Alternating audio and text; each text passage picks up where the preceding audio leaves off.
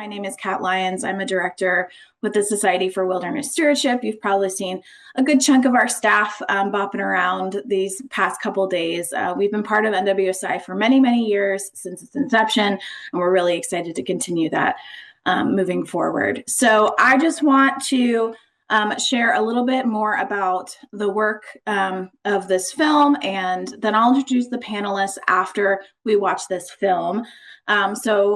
Again, it's our time together will be about 40 minutes. So we'll do a short film screening that will run that 40 minutes, but then the second half we'll do another 40 minutes with our expert panelists. And we'll introduce them very quickly and then dive straight into a moderated panel discussion. So with that, we'll get started with the film.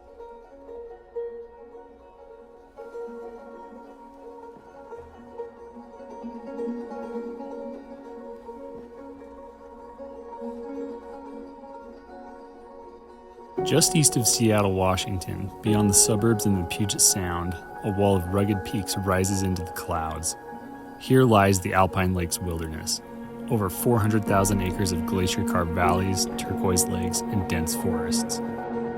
Protected since 1976, it's one of the most visited wilderness areas in the nation. The Alpine Lakes stretch across two national forests, the Mount Baker Snoqualmie and Okanagan-Wenatchee, and climb from lush lowland cedar and hemlock to windswept ridgelines where only alpine wildflowers survive. Salmon still run its rivers. Mountain goats roam its cliffs. And for millennia, tribal nations have fished, hunted, gathered, and preyed in these mountains. Today, its beauty draws nearly 500,000 people from across the globe, but especially from nearby Seattle, where the wilderness begins just an hour's drive from downtown. The proximity is a gift and a challenge. Heavy visitation strains fragile trails, disturbs wildlife, and tests the ability of wilderness rangers to protect its wild character.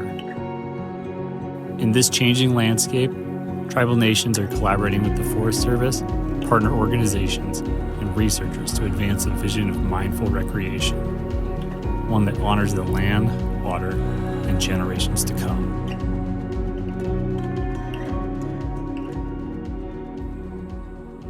I just think it's so cool how there's so many different landscapes and like it changes so quickly and you're just in awe. Like I think that's like really the core of it. Like for us, we live 2 hours away. Like this is 2 hours from home. Like I just am in such awe.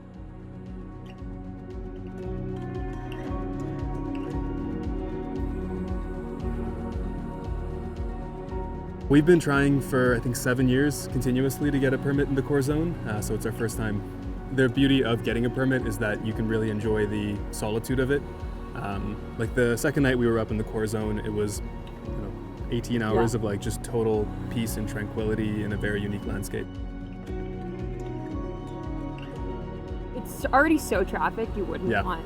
Like it's frustrating in the sense that like you really want to go, but it does make it really special when you get there and you finally get it and you're like, I get why we need to preserve this. I get why it's so magical.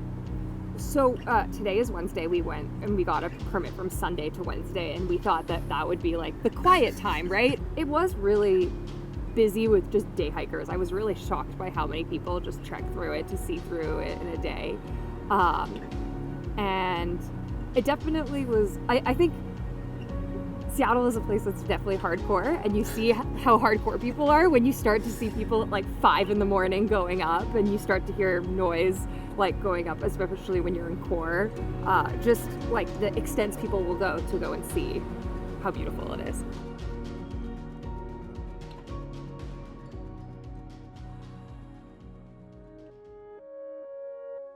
I knew about the Alpine Lakes before Congress designated it. So when I was in high school, my chemistry teacher was involved in the Alpine Lakes Protection Society, and he started an alpine club for teenagers. So I've had huge insights about my own life. I, bring my troubles to the woods and be going along a trail, doing my work, and kind of pondering, or being in camp after work, either sitting by the creek after getting wet, or climbing up on a rock and just looking, seeing the stars at night, the problems in my life would come clear and I'd know what I have to do. So I believe that's part of our human experience, and I'm curious about how other people perceive the lessons they bring out. We don't like to talk about limits. We're a culture that needs to grow and progress, but it's also, there has to be questions about carrying capacity and tolerance, and who are we doing things for? Are we doing them for ourselves, for the rest of humanity, for wild places themselves? There's a pretty anthropocentric point of view with a lot of recreation and just use of the outdoors, that we think about things in our own lifespan. When this land endures, it's always here. So I try to cultivate humility. All the time I've spent out here makes me realize I'm just a little speck, a tiny little life, and out in this bigness, the vastness, the land doesn't really care if I'm here or not. It doesn't love me back, and I'm okay with that. I'm okay with that. It helps me keep my perspective that my life is insignificant in the big picture of things. And to me, that's a wilderness value. That just helps me as a human realize that this is home, I belong here, but in the big picture, I'm just a blink of an eye. And that comforts me.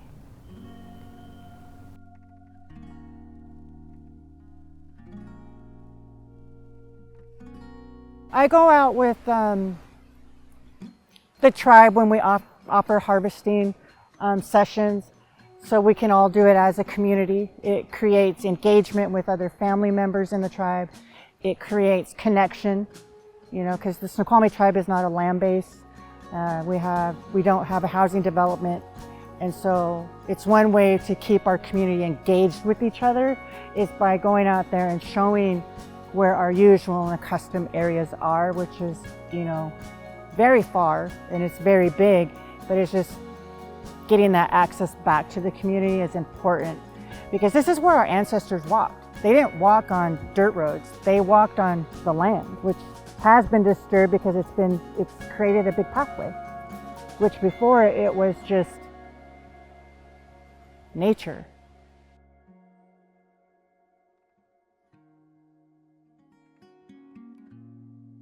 Oh, I love the idea of wilderness and the physical being of wilderness. I am a student and a passionate believer in the intent of the Wilderness Act, and I've been an avid student of it for all these years. You know, I think something else that I've learned through my career is whatever it is related to wilderness, it's hard. It's whether you're a wilderness ranger or on a trail crew using traditional tools is hard. It's hard physical work to be in wilderness and to work there. It's hard to be a steward of wilderness. It's controversial. It's there's a lot of other things that the Forest Service does that are difficult, but I find that wilderness is a challenge in a different way, and yeah, just everything about it is hard, and that's part of its appeal. If you can succeed and accomplish good things and things that benefit wilderness, then you've really made a mark. You've done something significant, because every aspect of wilderness stewardship is hard. The social part, the political part, physically being in the place, all of it's challenging. And I like that challenge. The premise of it being wild, per the Wilderness Act, is that it's, you know, somewhat untrammeled by man. So a lot of great wording, honestly, that I agree with at face value. But my experience and interaction with this wilderness that is on our ancestral lands that are in areas that we care about, it doesn't meet those standards. The definition doesn't seem to apply anymore.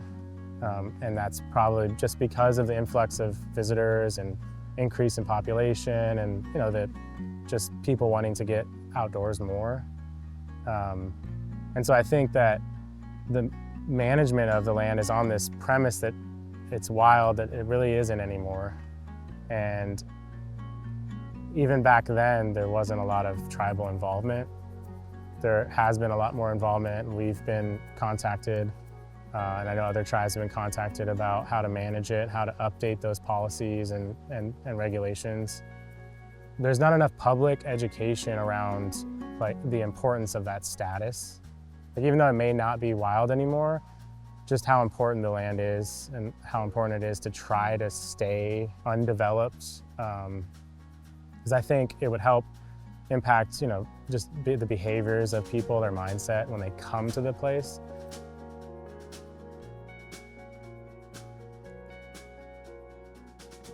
So sometimes it might be helpful to think of the Wilderness Act. I mean, it's broad in that it, was really designed from the start to set aside a place that was really undeveloped. It was at a time when we were pretty efficiently and effectively industrializing or developing all of our natural lands. The Wilderness Act was a bit of pushback on that industrialization and that development, so not every place became parking lots.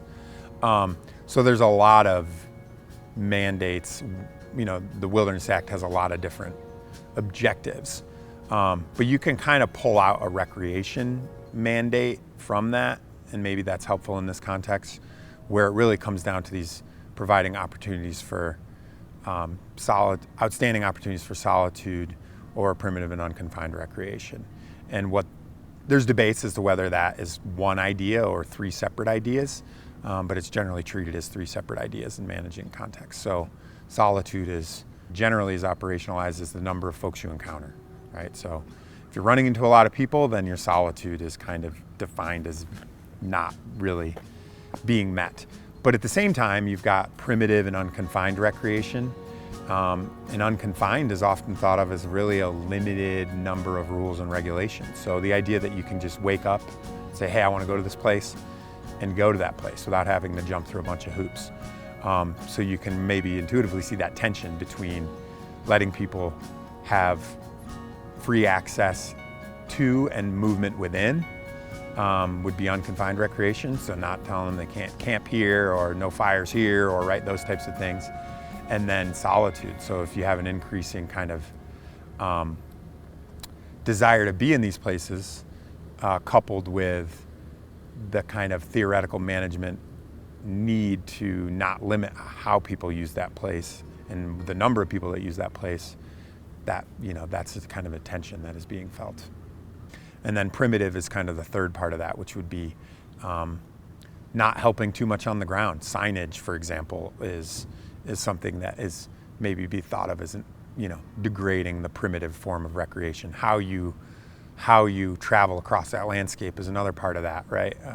Non-motorized use, non-mechanized use, no bicycles. You're doing it, usually human-powered or on the back of a horse or something. When you think about outside that recreation mandate, and obviously they're interrelated in some ways, naturalness is another thing. So these places are meant to be natural systems. That's a challenging thing to define, and one that's been subject to a lot of debate, but generally it's about, and as a non-ecologist, someone would probably describe this better than me, but these ecosystems aren't departing too far from that historical range of variability, so they're natural systems. And then there's also this idea of untrammeled or wildness, where we don't meddle. As managers, as people, as humans, we're not getting in there and manipulating the landscape too much towards some desired end state. So lack of intervention would be aligned with this idea of untrammeled, not doing big treatments or big plantings, those types of things. Another issue that's debated and really in contemporary times really pushed back against, in large part given the high level of indigenous use of these lands prior to colonization. And so, you know, these lands have been managed and manipulated and intervened with for time immemorial. And the Wilderness Act didn't really recognize that. So there's some reckoning with that nowadays as to what untrammeled means and what a lack of intervention means, but nonetheless that's in the Act, and that's something that's been you know, a goal of wilderness management for a long time. When settlers came and we were forced to sign treaties, that just narrowed the scope of our rights. The treaty that we signed, Point Elliott Treaty, that is a compromise on our rights. It doesn't give us more than what we had. So it took away from what we used to have. And then the bold decision, again, a narrowing of fishing rights, treaty fishing rights, that narrowed it. It was a compromise on what tribes had before. And so I think there's this just misunderstanding that if you haven't gone to court to clearly define what your treaty rights are, then you don't have the same power or authority as a tribe that has. And this is not only coming from tribes, but literally state agencies have told us that. The majority of the 500 plus tribes in the US never signed a treaty. That was more of a late stage Western expansion colonialism thing. It's not all about treaty rights, it's not all about salmon or hunting, that cultural resources, archaeological sites, harvesting is just as important. And because I haven't won a court case to say that it is, doesn't mean that it's not. And so it's an inherent right that we have as tribal people. Even in just the 5 years that I've been involved with stewardship at the Alpine Lakes, the growth in use has been shocking. You know, we had a unique situation with the COVID-19 pandemic and the associated just really dramatic increase in use that occurred through those years, that we were just, you know, wholly unprepared to be responsive to that and have not been able to keep pace in changing our management strategies with the huge increase in volume of use that's occurred. So it used to be busy, and it's even busier now. Since the end of the pandemic, use has leveled off, but it really hasn't gone down. So we really have established a new baseline for the popularity of the area and the number of people that choose to visit there. And that's really just had a dramatic impact in so many ways on the physical landscape, on the infrastructure within the wilderness, like the trail system, and the facilities that are adjacent to the wilderness, like parking lots and toilets and road conditions. It's just been, generally speaking, in most places, not everywhere, but just an overwhelming increase in the amount of use. Just even in the last 5 years, I've seen those changes occur. And it's clearly having a really significant impact on the landscape, on wilderness character, on the values that people seek in wilderness. It's getting harder and harder to find many of those values because of how crowded it is, and it's just a very different place. Being a wilderness ranger in the Alpine Lakes Wilderness is a tough job, and it's, I think, different not from all, but from many wilderness ranger jobs in other places in the system because of the extremely high amount of use. They do a tremendous amount of visitor contact and visitor education and raising awareness of the public about the best ways to interact with the wilderness, what the norms are for how to be a responsible recreator in wilderness. And they deal with managing lots of impacts on the ground. There's a huge problem with solid waste, of people not disposing of their human waste appropriately in the backcountry. Shockingly how much they deal with human waste, and that's a job that nobody wants to do, and I'm incredibly appreciative that they are hardcore wilderness rangers that do it. Another thing that goes on in the Alpine Lakes is an extremely high number of search and rescue operations. And our wilderness rangers are often the first on scene for that. They're the ones that are there, and they manage those incidents. And they do a remarkably just impressive job of handling high stress and really challenging situations, despite that not really being their job nor what they're trained to do. But if they're public servants and they're first on scene, they act to support and help the public. It would be unusual for there not to be a helicopter operation for search and rescue most every weekend all summer long. An appeal of the Wilderness Ranger job to a lot of people is that you're not around a lot of people, and that you get to go out in the woods and experience wilderness and find the joy in working there and be self-reliant and spend a lot of time alone or with your partner. And that's really not the norm for what you experience in many parts within the Alpine Lakes Wilderness. There's a lot of people in there and they have a really tough job, but the Wilderness Rangers here are remarkable and they do a magnificent job. But definitely we also have a problem with turnover and transition, because it's not a typical Wilderness Ranger job and it's super high stress, and folks can get burnt out on the intensity of going on patrol in a place like the Enchantments portion.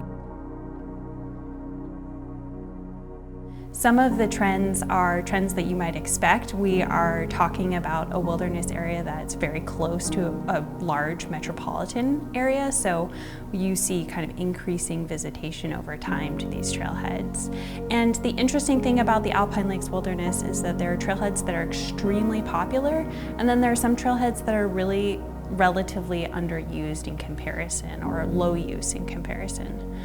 And those popular trails just seem to kind of be getting more and more popular over time. I think one thing that's interesting to point out from some of the intercept survey data that we've collected at these trailheads is that the impact of solitude or crowds on an experience is really variable between who you talk to.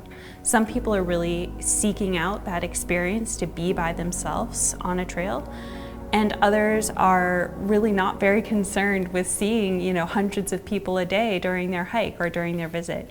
And so it's really interesting to see that spectrum across the Alpine Lakes Wilderness of really being invested in solitude and really just being there to enjoy nature and not caring how many people you see.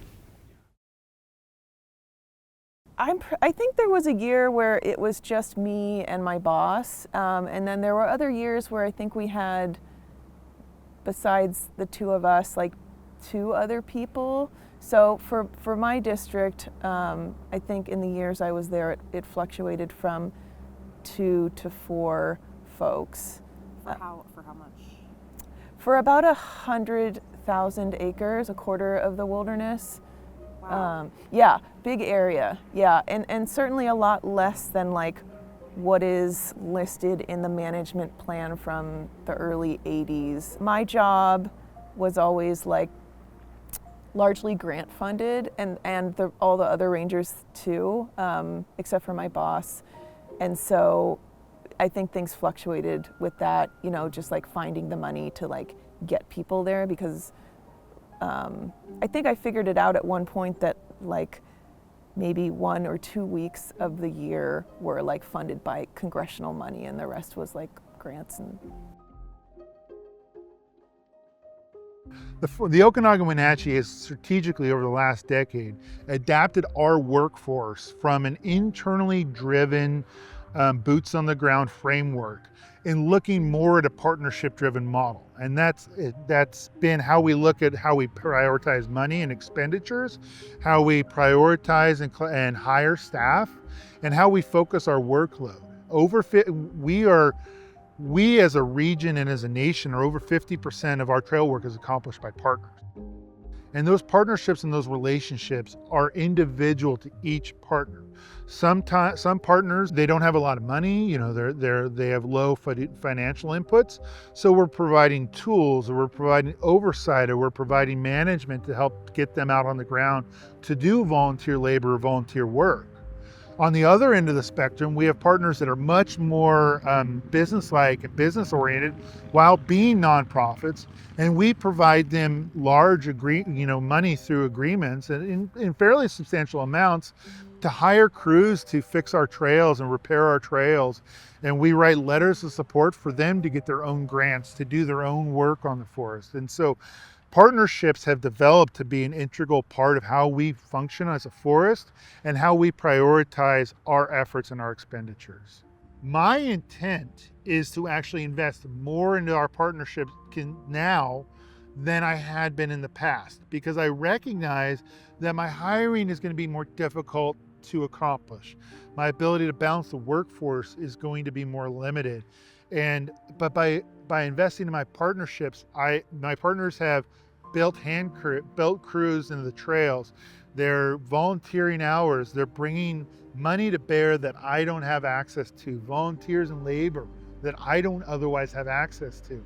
And if I can support my partners and help guide them to that outcome, to fill in my blanks and their blanks, we're going to be more powerful in the long term.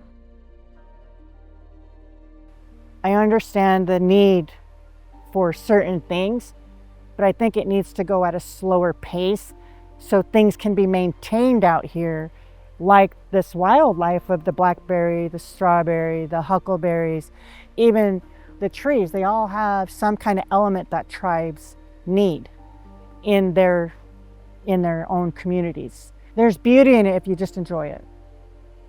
If you were just to walk up and not disturb anything, each step would give you a different story, because you would be impacting something internally in yourself.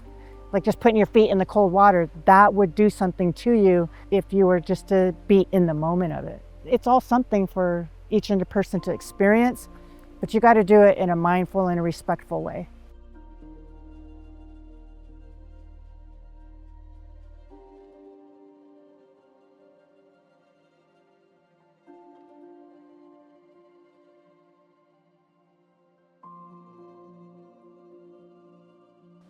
We used to very much focus on the government-to-government relationships with federal, state, land managers.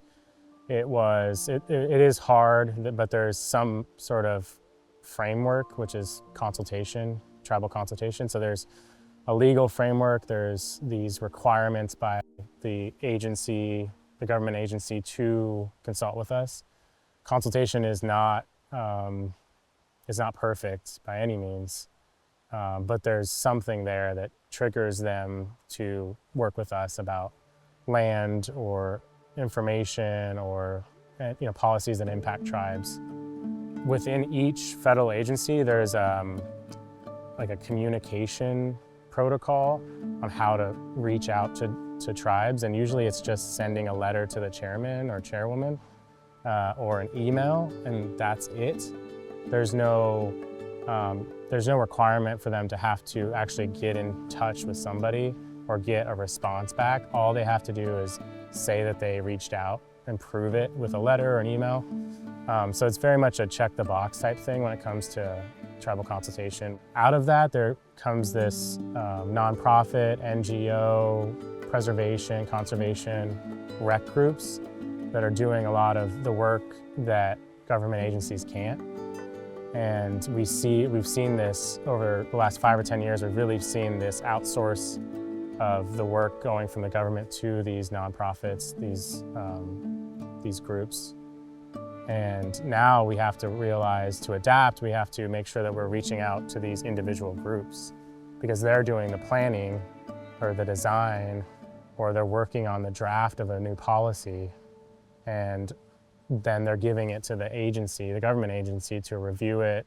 And all of this planning and designing and collaboration, there was no tribal voice.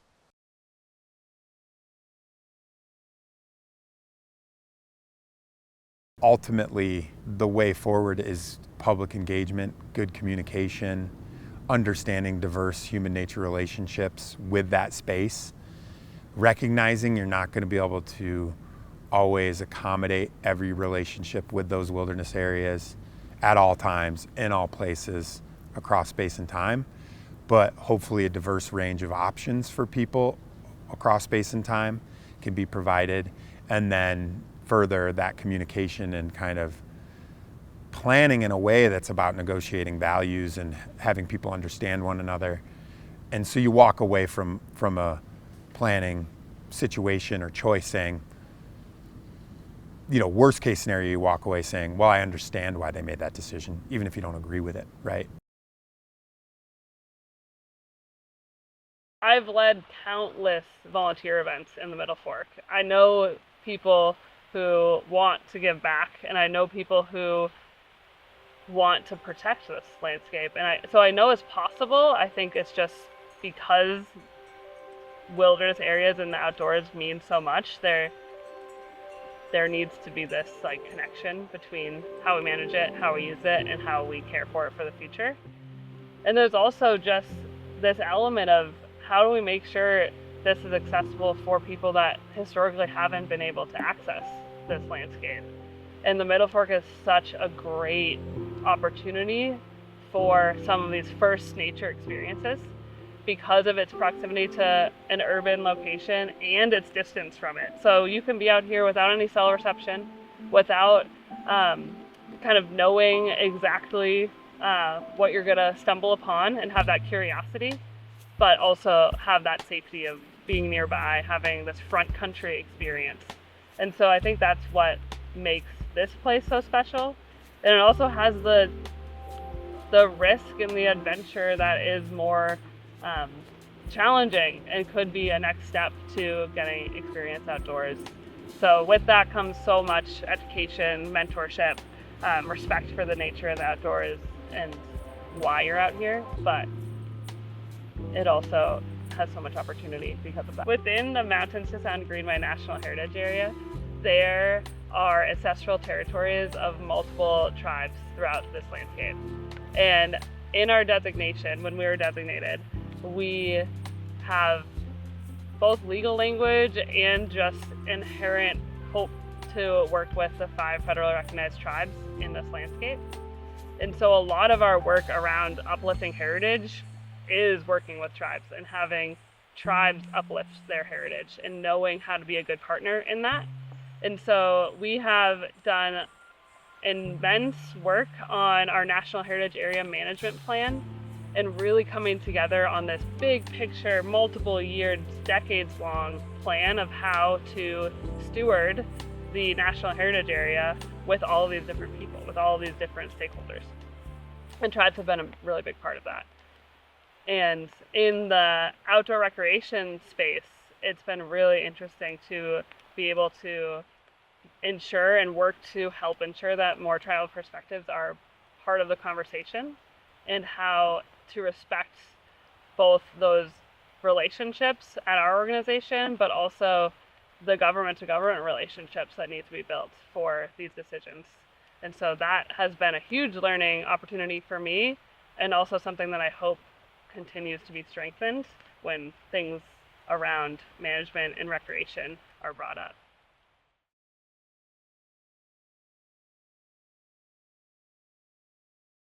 So in 2023, we launched a pilot program called the Wildlife Ambassador Project. And in short, this project has a pretty simple mission, is connecting the outdoor recreation community with knowledge that they need to recreate respectfully around habitat and wildlife on our landscapes. And this has been a really awesome formative program for Conservation Northwest and a lot of our staff that are involved, because we get to bring information to people. Information as simple as there are wildlife out here. Our forests in the Pacific Northwest are teeming with wildlife, and we have really unique living landscapes. And I think at its simple core, that's kind of what we're doing. And then we kind of elicit this deeper thinking of, because we live in such a unique landscape and we get to enjoy these public lands, the onus is on us to recreate as responsibly and as respectfully as possible in these landscapes. You know, more robustly understanding the why behind simple leave no trace principles like staying on trail, you know, camping in durable location, you know, keeping your pet on a leash. And so simple things like that really do tangibly benefit wildlife and can reduce negative impacts to wildlife. You know what, maybe I'll say our recreation use, and I'll say our, including myself, at times can present some pretty serious challenges for wildlife. And that's why we're working so hard to promote better coexistence between outdoor recreation and wildlife. And that's something we've mulled over for the past 3 years now through our wildlife recreation coexistence program. But I'll note that the Tulalip tribes and the Snoqualmie tribe have been thinking about this for a long time. And so just they've really inspired a lot of our work to find this better relationship between recreation use and wildlife. And I think in a lot of this work, we're very careful to not point fingers, because if we start doing that, we might as well point a finger at ourselves, right? It's important to kind of note that we all have an impact on the landscape when we're sometimes enjoying our favorite things outside on our public lands, and that shouldn't dissuade us from doing recreation ever again, but it should prompt us to think deeper about our own practices when we're outside and make sure that we're recreating as respectfully as possible to the landscape. So I think between climate change, forest fires, and more people getting outside, which I think is inherent to these close by places as they continue growing, I think the thing that I'm concerned about is that the needs of these wilderness areas are getting more complex, but agency budgets aren't growing to accommodate those needs. So when we think about places that are have high management needs across the different values that wilderness protection guarantees, we understand that there's a need to be creative, to implement at different scales, and the Forest Service needs capacity to do so, and we don't always see the budgets moving in that direction.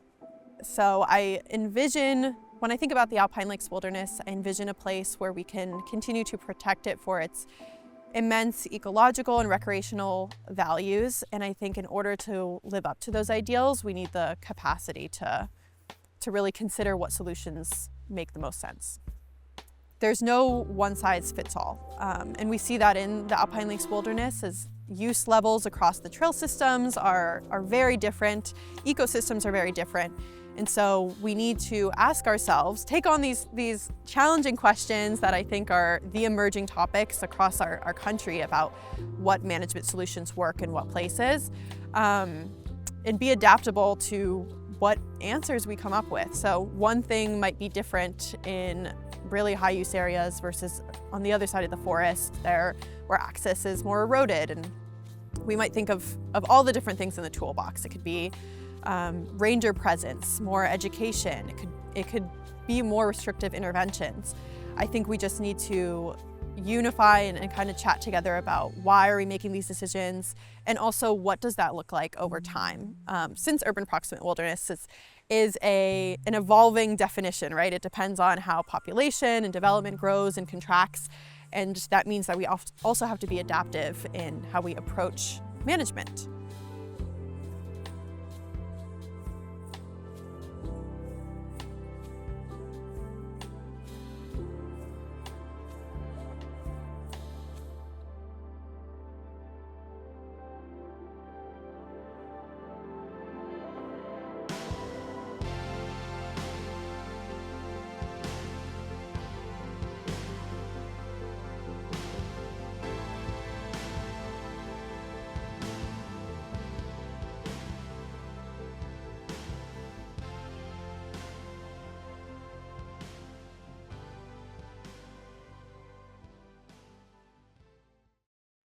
Awesome. Well, welcome back. I hope you all enjoyed the film that we have had so many collaborators work on so hard. I just wanted to welcome everyone back. I think we have a good chunk of folks, and I want to introduce our wonderful panelists as well. So I wanted to also make sure that everyone saw all of the thank yous on the end of the film. This film would not have been possible without the hard work and dedication of the Aldo Leopold Research Institute, which we partnered with as SWS, and some of the speakers you'll hear today. So we're going to jump right into introducing our panelists. So we have Bob Dvorak, And please correct me if I'm mispronouncing. You are the professor at Central Michigan University, as well as the editor-in-chief of the International Journal of Wilderness. So wonderful to have you and great to meet you finally after the emails back and forth. We also have Suzanne Cable, who's retired Recreation Trails and Wilderness Program Manager with the U.S. Forest Service. So wonderful to have you and great to see you again. We also have Emmy Leah, a research scientist at the University of Washington Recreation and Data Lab. And then last but not least, we have Matt Lyons, no relation, I promise, Executive Director of TREAD, which stands for Trails Recreation, Education, Advocacy, and Development. So thank you all so much for being here. And we'll kind of dive into questions and I'll monitor the chat as well as other folks as we go. So wonderful film that we got to watch. I think all of us have watched it multiple times at this point. And we are welcome to share the link at any point if folks want to go and revisit. But I kind of just want to set the stage with you all with an opening question for all of the panelists. So the film really opens up with this tension between, wilderness is a place to be unimpaired, but the Wilderness Act also protects the public right to visit and enjoy these places through solitude and unconfined recreation. So I think I'll start with Bob, if that's okay, and talk about your own experience, maybe a personal example, and how you felt that tension most acutely focused on the Alpine Lakes region. Yeah, thanks, Kat. I think probably uniquely to everyone else on the panel and probably many of you in the audience, I've actually never visited the Alpine Lakes Wilderness before. So when you think about the inherited value or the bequest value of wilderness, a lot of it, I think, comes from those feelings. But with the time that I spent collaborating with a lot of individuals on the Alpine Lakes Collaborative, the tension really started coming through to me when we started seeing some of these images and great reports back from those hardworking wilderness rangers of just the ecological damage and the social pressures that were taking place. So we had a great image in that video that was came across early on in our work where you saw the mountain goats surrounded by all these people walking along the trail, kind of this island of wildlife being impacted by humans, or just seeing the data and the information of the solid human waste having to be removed and toilets having to be rebuilt and all those different types of management actions. So I think for me, that was where the tension of things being impaired was really starting to come through.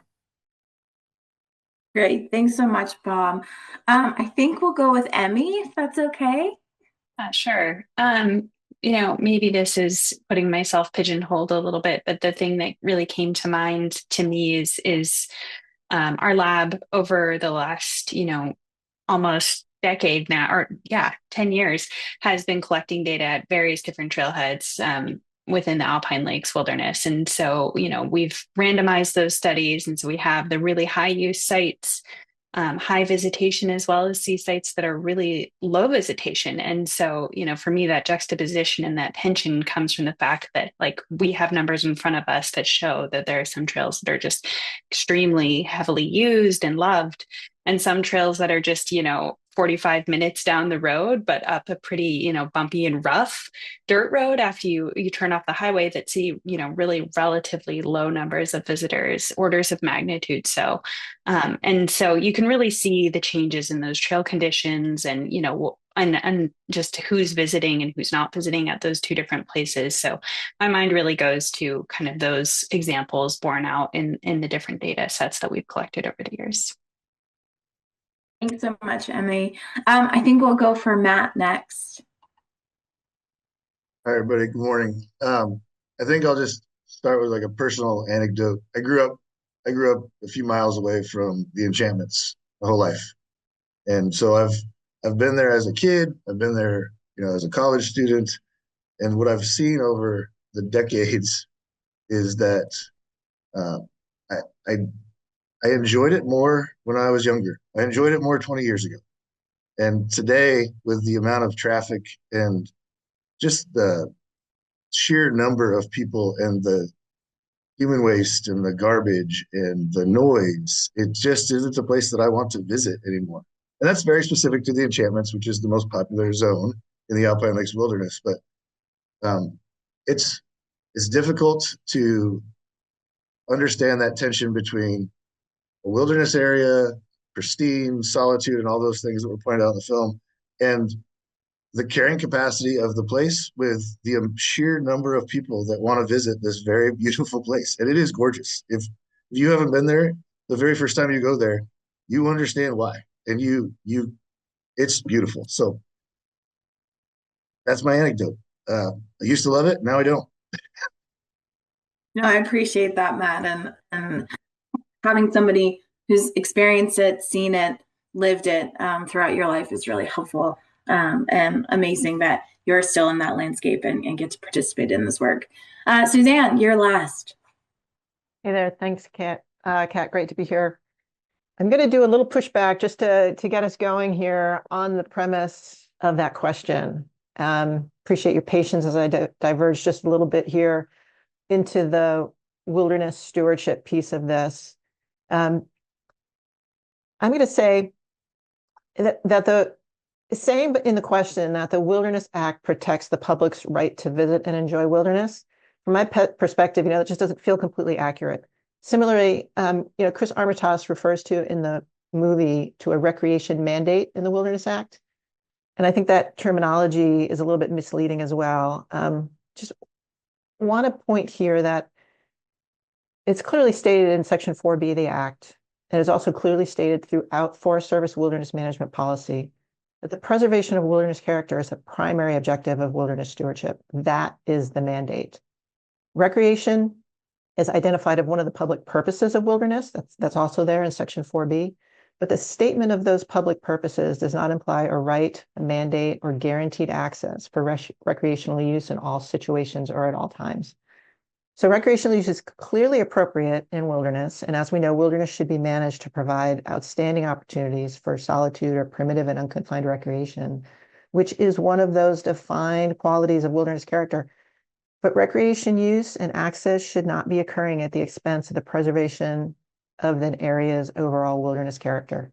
I think that distinction is really important and needs to make sure that we don't blur that into the idea that a right to recreation is bestowed by the Wilderness Act or that there is a mandate.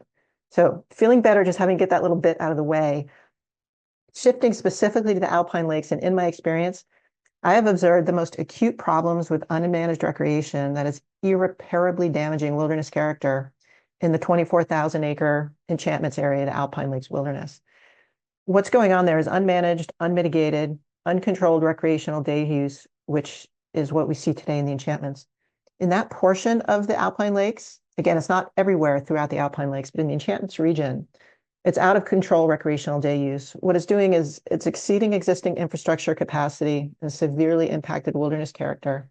It's causing intense crowding. It's damaging natural resources, including severe impacts to plants, animals, soils, and water quality. It's damaged the trail system, and it's created health and safety concerns, including inadequately managed human waste, and it causes an extremely high volume of search and rescue operations. I'm not exaggerating. I mean, it's really bad. It's the worst I've seen in my 30 years working in wilderness with the Forest Service, including some of those years being in other very high use areas. Yeah, Suzanne, and I really appreciate the pushback on that, because I do think how we talk about the Wilderness Act, how we have those conversations are really critical, and hearing those perspectives, seeing it on the ground, this is the conversation we're here to have today. So I really appreciate it, Suzanne. Well, that being said, I think one thing that was elevated in the film was the challenge of this term, urban proximate wilderness, and kind of how high use is occurring and why it's occurring. And often it's because there's a ton of people who want to access, as you said, Matt, this beautiful landscape. So Bob, I'll throw it to you. As individuals working in wilderness management space, we hear that term urban proximate wilderness. a lot. However, there's not really a firm definition, and it does evolve as we saw in the film with population growth and development over time. But could you kind of provide us maybe a working definition to ground the discussion based on your experience working with ALW?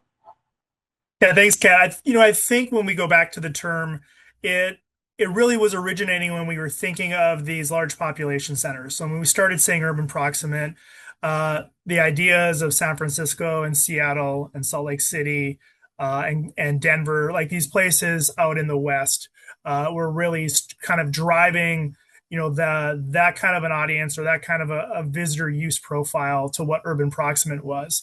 But I think, as we mentioned, and, as Suzanne was mentioning with the COVID pandemic, that idea I think is really shifting to thinking more about how accessible are these places. So as transportation has gotten easier, as access to more individuals has gotten easier, I would make the argument that urban proximate wilderness is really anyone within a day's drive of wilderness could be considered urban proximate wilderness, because we are really looking at the level of use that's driving that concept, and how that's having an impact across all those different parts of wilderness character that Suzanne was just talking about.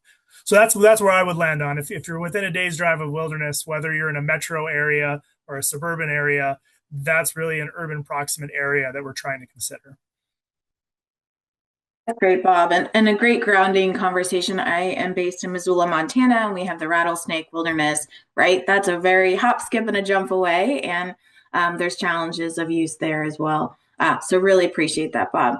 So Emmy, kind of thinking about this in the context of the data and the wonderful work that your lab does.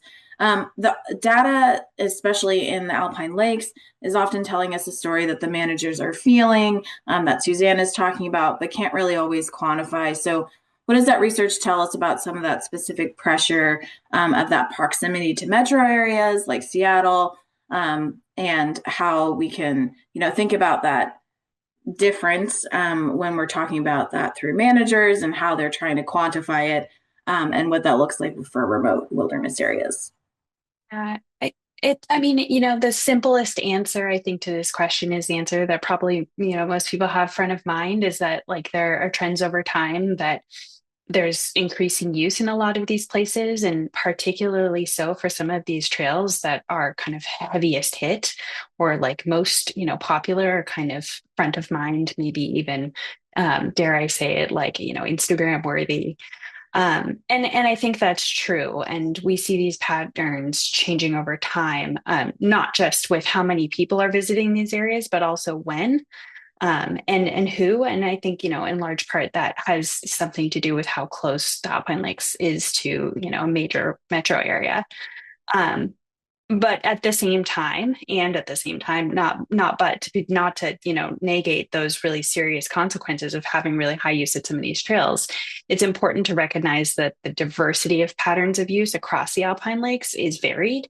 And so, like I said earlier, there's these orders of magnitude lower use at different sites across the Alpine Lakes. And you see those use levels kind of reflected in trails that are not wilderness or are, more than an hour's drive away from Seattle or from some other kind of, major town. And wouldn't really be urban proximate to a lot of people's frame of mind. So I think it's, that to me kind of reflects this idea that comes up a couple of times about diversity of use patterns and the complexity of the challenges that the Alpine Lakes is facing, depending on where you are and what kind of strategies we might use. And one thing that I'll just say to kind of wrap up that answer is that some of the work that our lab did in relation to the Alpine Lakes was thinking about scenario modeling. So what happens if managers are to start to, play around with implementing different strategies to control or decrease use at some of these high use trails. And those impacts of those different tools or different tweaks that we might make at trails have different impacts at these really low use trails and really high use trails. So thinking about the system as a whole and considering the really high use to the really low use when thinking about what management decisions might be made, I think is really important, because that use is not necessarily going to distribute away from high use sites equally across the landscape. It kind of depends on what you're doing. Great. Thanks so much, Emmy. And yeah, and I think it's touched on in the film, but really acknowledging that there are different use patterns and we need to acknowledge that. And as managers, more information, the better, so we can be more informed as we move forward. So that being said, kind of move to Suzanne. You've managed this landscape for years. As vegetation has grown dramatically, we saw the graph, the dramatic, intense graph in the film. Can you walk us through what that shift from the manageable use to kind of this love to death actually looked like on the ground for you? And what are some of the tools or authorities you felt you had or didn't have to respond to those impacts? Yeah, thanks. Just a quick clarification too. I want to acknowledge that my work was at the Forest Supervisor's Office on the Okanagan-Wenatchee National Forest, and I was providing support to the wilderness managers on the ground that were at the district level. They were the ones that were really doing that hardest work to manage the area and deal with all the problems due to the extremely high day use. But speaking from my perspective at the supervisor's office, the volume of use in the enchantments area has been high for at least 30 years, and even prior to designation as wilderness, as was noted in the 1976 designated legislation for the Alpine Lakes. The forest was successful at implementing a limited entry overnight permit system in 1987 that addressed the long-standing problem with too much overnight use. However, as we saw, as the demand for overnight use continued to grow and exceed the supply of permits, day use became the primary way for people to visit the area. So for about the last 10 years, the amount of day use has been impacting wilderness character to a degree that really warrants direct management of that use. So in early 2019, Forest began working on developing a day use management strategy because day use was so high that serious health and safety problems had developed in addition to the ongoing damage to wilderness character. Then the COVID-19 pandemic hit and day use shot up even higher and completely overwhelmed the area and the ability of the Forest Service personnel to mitigate the impacts and the issues that were occurring. So then in 2025, last year, Forest Service wilderness rangers working in the enchantments were nearly completely eliminated. So that resulted in just another huge spike in problems and impacts occurring to what is now truly an unmanaged recreational use system, in the absence of having wilderness rangers on the ground to actively do that mitigation of all the impacts occurring from so many people. So the tools for managing recreational use in this landscape that were in place were maintaining the integrity of the overnight permit system, and then also very high staffing levels of wilderness rangers to try to actively mitigate the damage that's been going on from day use. So wilderness rangers are doing things using tools common to others in many areas. They were checking overnight permits, doing visitor contact and education, maintaining backcountry toilets, doing site restoration work, conducting law enforcement, providing first on scene support to the Sheriff's Department for search and rescue operations, the typical toolbox. And what was specific to the enchantments was, that overnight permit system, which has been, very successful, and the very high staffing levels, which was amazing for this relatively small portion of the Alpine Lakes Wilderness in the enchantments area. There's typically between 10 to 12 wilderness rangers that are continuously rotating through that cycle to deal with visitor use. But the tool that was missing, and that continues to be missing, is direct management of the day use and rationing of the day use so that those numbers are compatible with the opportunities available without creating all that damage to wilderness character and natural resources and all those other things. Yeah, Suzanne, thank you so much. And I do think, we hear this term capacity, like how do we increase capacity? What does that look like? When the pandemic hit, there was a huge clash, as you saw, as you are discussing, Suzanne, and the data shows that, to Emmy, to your point. So that kind of leads me into thinking about how folks are collaborating around this, because they're seeing the issues, they're seeing the concerns, they're trying to do their best to address it, whether that's agencies or individuals who care about this landscape. So Matt, most daily visitors to the Alpine Lakes don't realize how many different groups are working behind the scenes to protect the landscape, or at least try to try to mitigate the impacts that we're all talking. Can you paint a bit of a picture of who's involved and acknowledging, I think to Suzanne's point, there's no single agency that can really organize this alone because of this massive use. And so what does that mean for how the public can steward these places moving forward in your eyes and with your organization? Yeah, stewardship for this place involves all kinds of organizations, all kinds of different groups and individuals. I mean, you have tribes, nonprofit groups, all the conservation groups. We've got recreation organized groups. We've got local governments, businesses that promote and rely on this place for tourism. We've got chambers of commerce. We've got researchers and scientists that are out there. We've got and volunteers, just our local citizens volunteering. And when you combine all of that, it's still not enough. And I think that another issue is that of all those groups that I listed, there isn't a consensus on how this should be managed. So even within this large array of groups that are helping the landman, helping the Forest Service to try to steward this place, there's arguments over what that should look like within the groups that are trying to help. So it's a very difficult conversation to have. It's difficult when the land manager, whose mandate is to manage these lands, doesn't have the capacity to do so, doesn't have the budget and the funding to do so, doesn't have the staff to do so adequately, and then relying on partners is great. It's lovely. It's what we do. It's my entire job, but it's not sustainable. Volunteer groups come and go based on their own capacity and their own funding. Nonprofits struggle for funding every day, and they come and go. So when you have a place that's this complex and you have that many different individuals and organizations trying to help, it can also be part of the problem. So I don't know if that answered your question, but there's a ton of stewardship going on in the background, and it's not just the Forest Service. Yeah, a lot of cooks in the kitchen can always make a challenge, and it's important to recognize that other, groups, especially the complexity of this specific landscape, every place is individual. And I think we do talk a lot about wilderness areas and how individual they are and their issues and their challenges.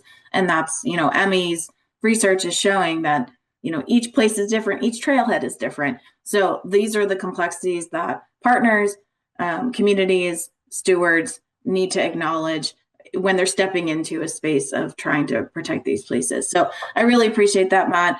I know we're kind of low on time, so I'm going to bop around a little bit. I think obviously a lot of folks, I think Suzanne, you addressed some questions about kind of the day use and the challenges there.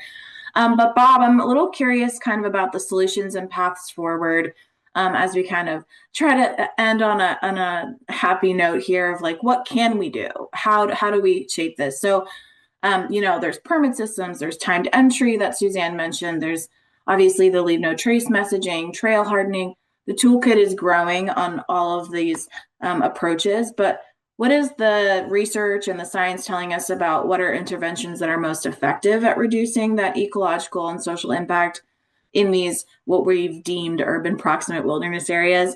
And is there any thought of, any promising things that could be more widely adopted, or is it really just hard case by case challenges?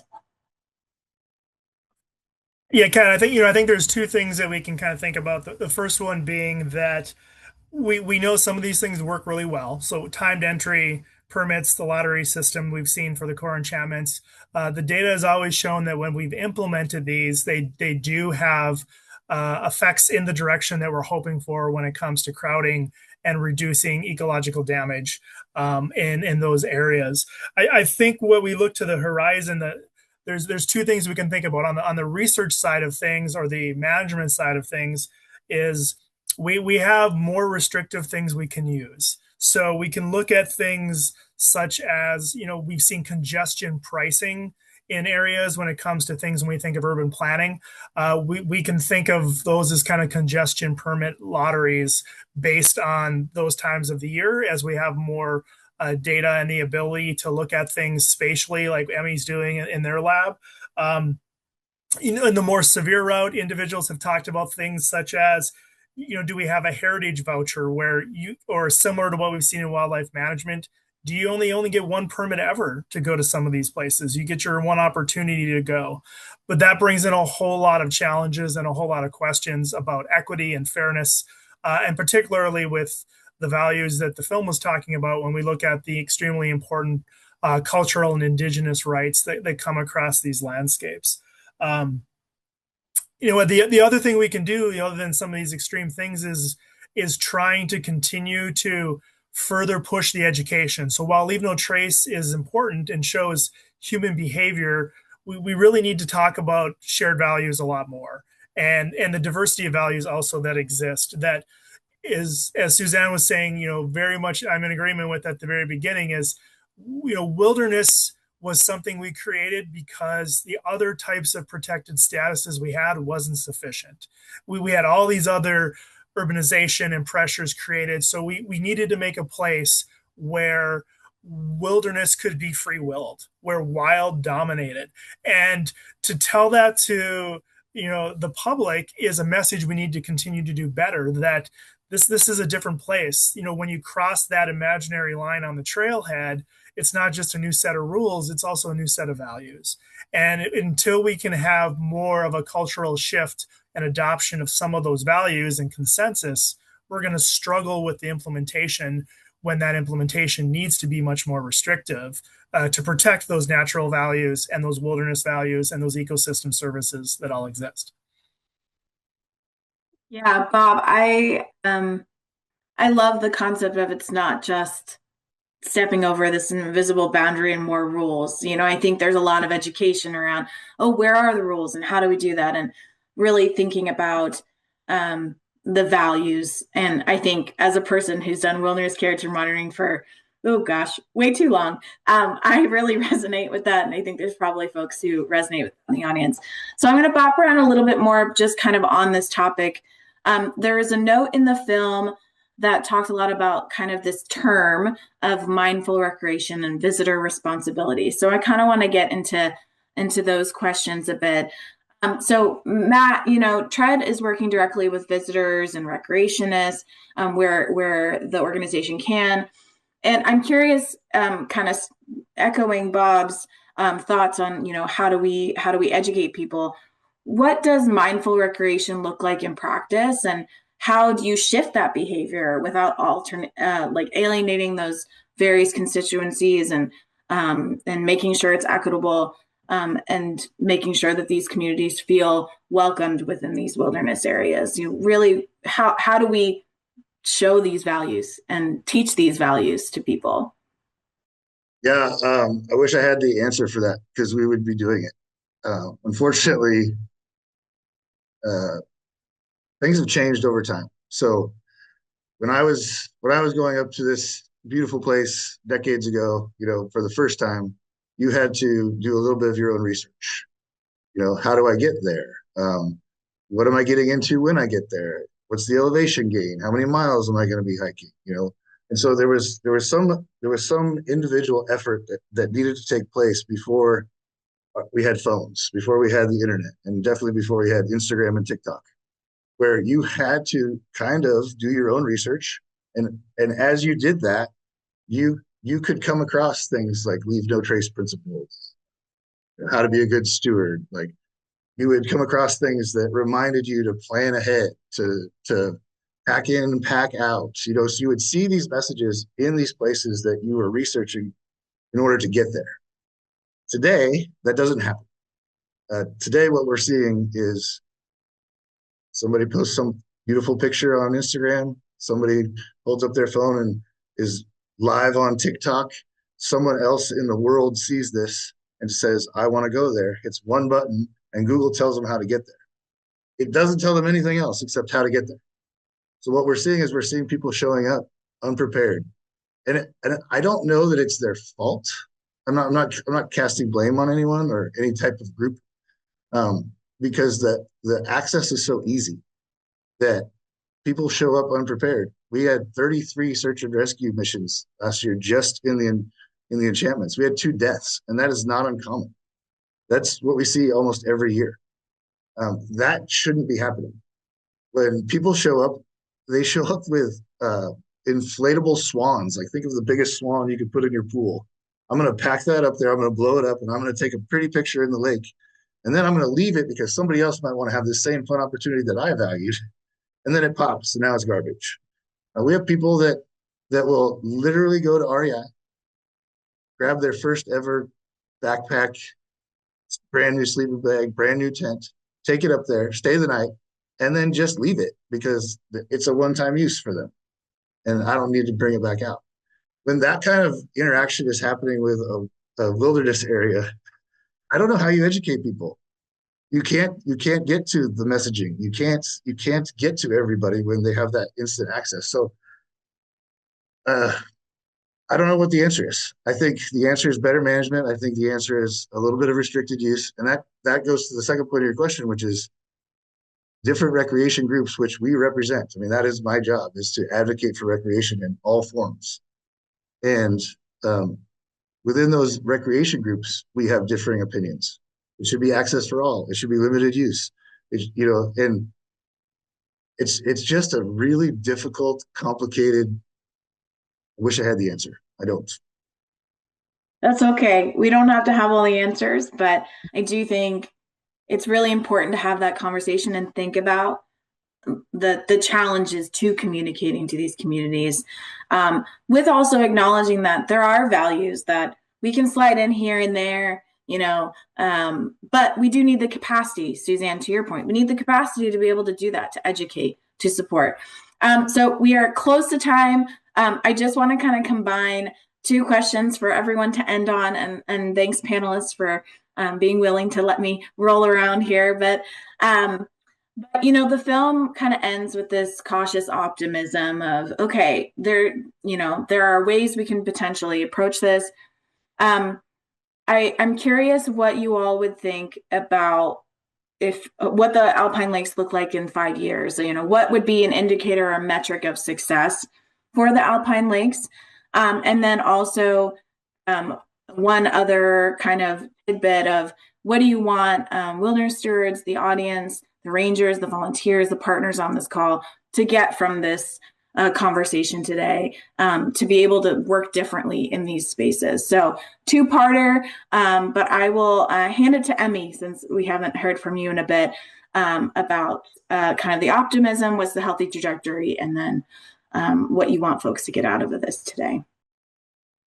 Okay, thanks. That's a lot of pressure because there's going to be a lot of really great answers after mine. So, I think the couple of things that come to my mind, particularly from my perspective as being, a researcher who's thinking about these places and thinking about, how to understand people visiting these places and what those patterns are like. The indicators that are immediately on my mind, I think there's a number of indicators that we could look at for the Alpine Lakes itself. And I will let people who are much smarter than I am pick those out. But I'm thinking about, what are the metrics that the community who cares about this place, who's managing this place, all kind of agree on? Is it fewer visitors? Is it, greater dispersion across space? Is it a consensus on what kinds of recreation experiences should be available to different people who come to this place?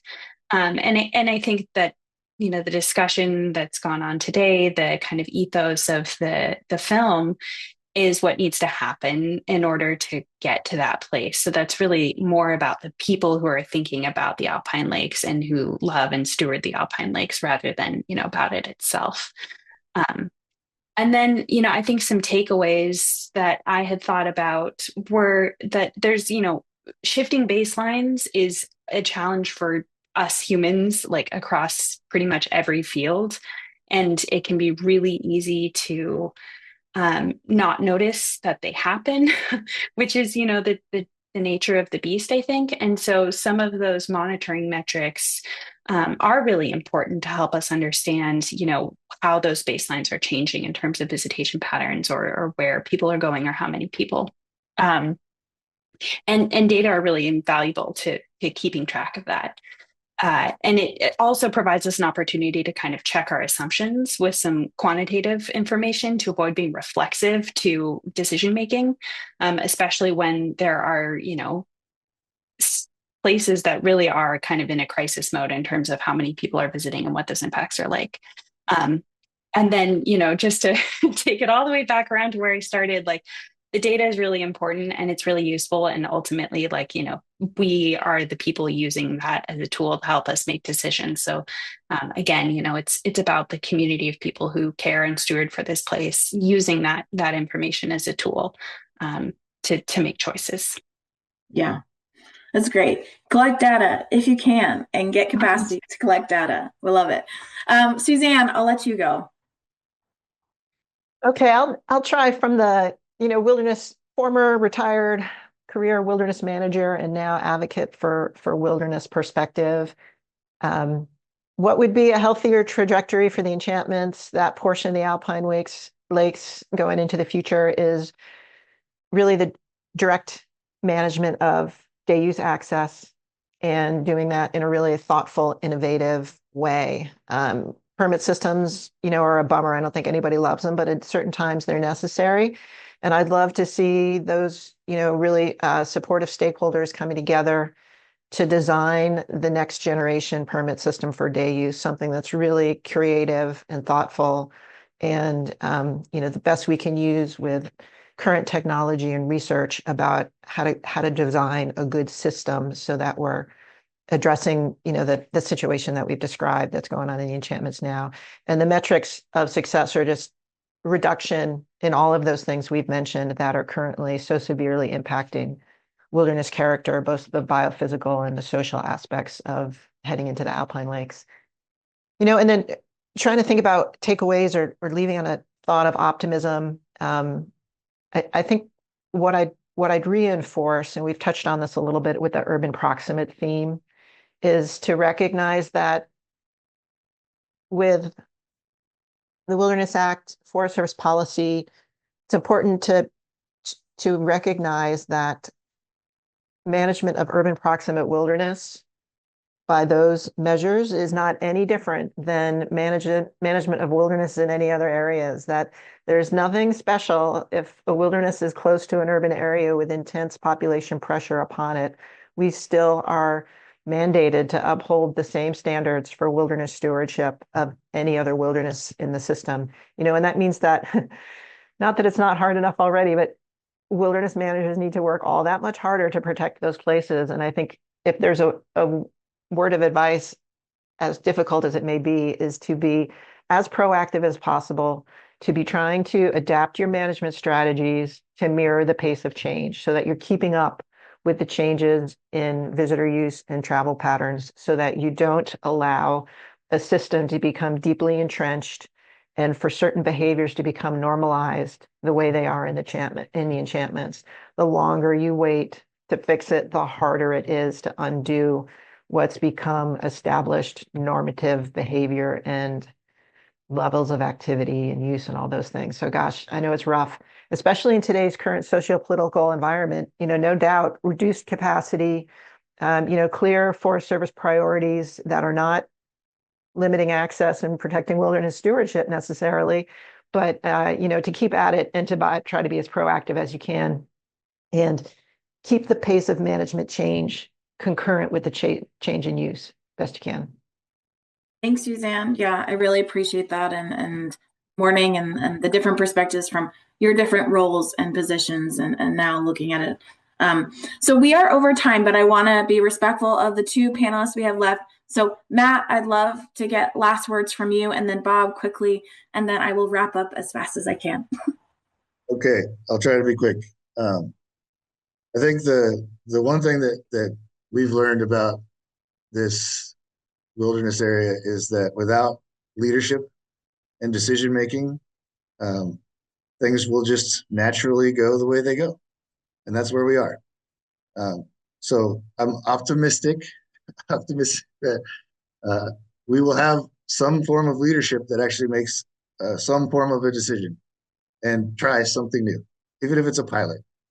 We have to act. If you can uphold the Wilderness Act and you can agree that the carrying capacity for this place is been overwhelmed, then it's time to do something about that. And we might be wrong the first time. It could be iterative. We can make changes. So I'm optimistic that sooner than later, we will try something new and we will implement some form of a plan. You know, we've talked a lot about values, and when you can get someone to emotionally tie into a place, they will protect that place. They will treat that place differently. I'm super optimistic that someday this place will be treated almost like a national park, and it will have a shuttle system that allows people to access the place in a different way. And while they're on that bus, they're watching videos about how to recreate responsibly, how to be a good steward of the land. They've run into 3 people that have said, hey, maybe you're not prepared for what you're about to get into. You might want to think differently about today's trip. That's my optimism. That takes leadership, and that takes decision making, and somebody's going to have to step up and do that. Yeah, Matt, thanks so much. Bob, last word. Yeah, just kind of go quickly, and kind of jump to maybe the closing parts. One of my favorite is Edward Abbey quotes is, "Wilderness needs no defense, just more defenders." And I think part of us being defenders, and all of us that care about wilderness areas, is sometimes we're going to have to say no. The part of being a defender is saying that free-willed nature has its right to be there, and part of our responsibility to maintain wilderness is to sometimes say no. And I think if we take that page from a lot of other of our colleagues across the globe, where the idea of conservation preserves where humans don't even enter, where wild actions and wild systems get to have their own free-willed actions, those are things that we can grow and learn from with our partners and our peers, in that maybe we as humans don't need to go to all these places, and that's the best way to heal and restore and return some of these places to what they are. Bob, we are getting the hook, so we got to head out. But I just wanted to thank you so much to the panelists. All of you have been wonderful. The film and all of this hard work would not be possible without the Aldo Leopold Research Institute, who partnered with SWS, and all the amazing thank yous in the film. Please, if you have any more questions, we'll try to get to them. And thank you all so much. Suzanne, Emmy, Matt, Bob, it was so wonderful to meet you and work with you. And I look forward to staying in touch, and hope everyone has a great rest of their NWSI.